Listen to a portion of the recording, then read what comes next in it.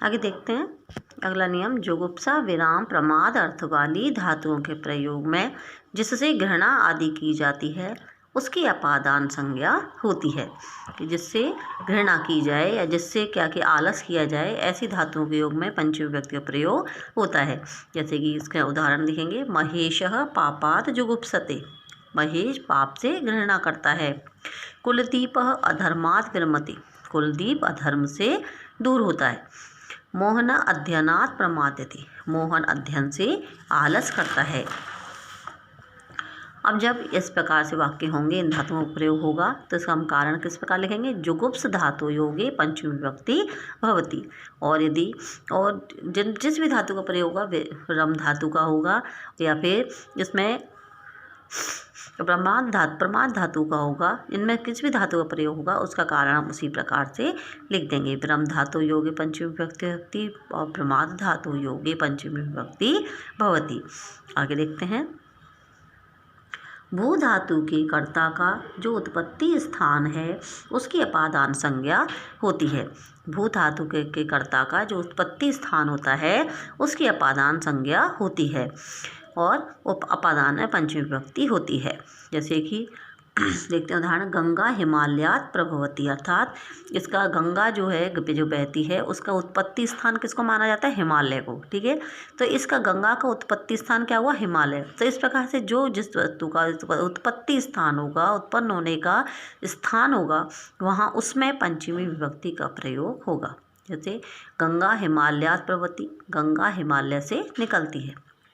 काश्मीर वितस्त्रा नदी प्रवती, और कश्मीर से वितस्ता नदी निकलती है या बहती है।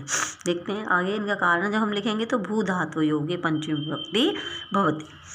आगे देखते हैं। जन का अर्थ होता है उत्पन्न होना। धातु का जो कर्ता, जन धातु का जो कर्ता होता है उसका जो कारण है उसमें अब उसकी अपादान संज्ञा होती है और अपादान में पंचमी विभक्ति होती है। जन धातु का या जन का अर्थ उत्पन्न होना, तो इसका जो कर्ता होता है जन धातु का उसकी अपादान संज्ञा होती है और अपादान में पंचमी विभक्ति होती है। जैसे कि इसका हम वाक्य देखेंगे। गोमयात् वृश्चिकः जायते, गोबर से बिच्छू उत्पन्न होता है। कामात् क्रोधः जायते, काम से क्रोध उत्पन्न होता था, इच्छाओं से क्रोध उत्पन्न होता है। देखिए यहाँ पे कौन सी धातु का प्रयोग, जन धातु का। ठीक है, इसका हम जब कारण लिखेंगे तो जन धातु योगे पंचमी विभक्ति भवति। आगे देखते हैं। कर्ता जिससे छिपना चाहता है उस कारक की अपादान संज्ञा होती है और अपादान में पंचमी विभक्ति होती है। जैसे कि बालकः मातु निलीयते, बालक माता से छिपता है। महेशः जनकात् निलीयते, महेश पिता से छिपता है। तो जिससे छिपा जाता है उससे उसमें अपादान संज्ञा होती है और उसमें पंचमी विभक्ति होती है। तो कारण लिखते हैं। निलीय धातु योगे पंचमी विभक्ति भवति। आगे देखेंगे। जब दो पदार्थों में से किसी एक पदार्थ की विशेषता प्रकट की जाती है तब विशेषण शब्दों के साथ तरप और तमप प्रत्यय का प्रयोग होता है। जिससे विशेषता प्रकट की जाती है उसमें पंचमी विभक्ति का प्रयोग होता है। देखिए इसमें ये बताया गया है कि जब दो पदार्थों में से किसी एक पदार्थ की विशेषता प्रकट की जाती है, दो पदार्थों में से एक की विशेषता बताई जाती है, तो उसमें उस विशेषण शब्दों में तरप या तमप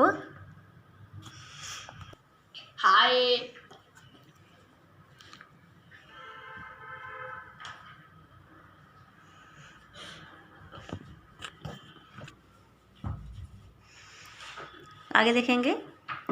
जब दो पदार्थों में से किसी एक पदार्थ की विशेषता प्रकट की जाती है तब उस विशेषण शब्दों के साथ तरप या तमप प्रत्यय का प्रयोग किया जाता है और जिससे विशेषता प्रकट की जाती है उसमें पंचमी विभक्ति का प्रयोग की होता है। जैसे कि जब दो में से, इसका अर्थ ये है कि जब दो पदार्थों में से किसी एक की विशेषता बताई जाती है वहाँ पर तरप प्रत्यय का प्रयोग होता है और जब बहुतों में से एक की विशेषता बताई जाती है वहाँ पर तमप प्रत्यय का प्रयोग होता है। तो इस प्रकार हम ये कह सकते हैं कि जहाँ तरप प्रत्यय का प्रयोग होगा वहाँ पंचमी विभक्ति का प्रयोग होता है। जैसे कि देखेंगे। रामः श्यामात् पटुतरः अस्ति, राम श्याम से चतुर है। राम श्याम से चतुर है। तो देखिए इसमें जो इसमें प्रत्येक ये जो विशेषणवाची शब्द है इसमें पटु, इसमें तरप प्रत्यय का प्रयोग हुआ है, ठीक है। और तरप प्रत्यय होने के कारण यहाँ पर इसमें जो जिससे तुलना की जा रही है उसमें पंचमी विभक्ति का प्रयोग हुआ है तथा दो में से एक की तुलना की जा रही है इसमें से, और वहाँ तरप प्रत्यय का प्रयोग हुआ और तरप प्रत्यय का प्रयोग होने के कारण यहाँ पे पंचमी विभक्ति का प्रयोग हुआ है। आगे देखते हैं, माता भूमि गुरुतरा अस्ति, माता भूमि से श्रेष्ठ है। माता भूमि से श्रेष्ठ है। अब देखिए यहाँ भी दो में से एक की दो पदार्थों की तुलना की जा रही है, या ये कह सकते दो में से एक की विशेषता बताई जा रही है। तो उसमें तरप प्रत्यय का प्रयोग हुआ और तरप प्रत्यय का प्रयोग होने के कारण यहाँ पर किसका प्रयोग हुआ, पंचमी विभक्ति का प्रयोग हुआ, किसमें, भूमि शब्द में, ठीक है। तो जब इसी प्रकार से जननी जन्मभूमिश्च स्वर्गात् अपि गरीयसी, ठीक है। यहाँ भी दो पदार्थों में से एक की विशेषता बताई जा रही है और तरप प्रत्यय का प्रयोग हुआ है। तो इसलिए यहाँ पर कौन सी विभक्ति का प्रयोग हुआ है, पंचमी विभक्ति का प्रयोग हुआ है। तो यहाँ पर कारण हम लिख सकते हैं, तरप प्रत्यय से योगे चतुर्थी विभक्ति भवति। तो इस प्रकार से के यदि वाक्य आते हैं तो हम कारण लिखेंगे उसमें, तरप प्रत्यय से योगे चतुर्थी विभक्ति भवति। आगे देखते हैं, प्रवृत्ति, बहि, अनंतरम, पृथक, अल, इन शब्दों के योग में पंचमी विभक्ति होती है, ठीक है। प्रवृत्ति का अर्थ होता है से लेकर, बहि का अर्थ होता है बाहर, अनंतरम का अर्थ होता है बाद, और पृथक का अर्थ होता है अलग। सह बाल्यकालात् प्रवृत्ति अद्यावधि अत्र पठति, नगरात् पृथक आश्रम अस्ति, ग्रामात् परम श्यामः अस्ति।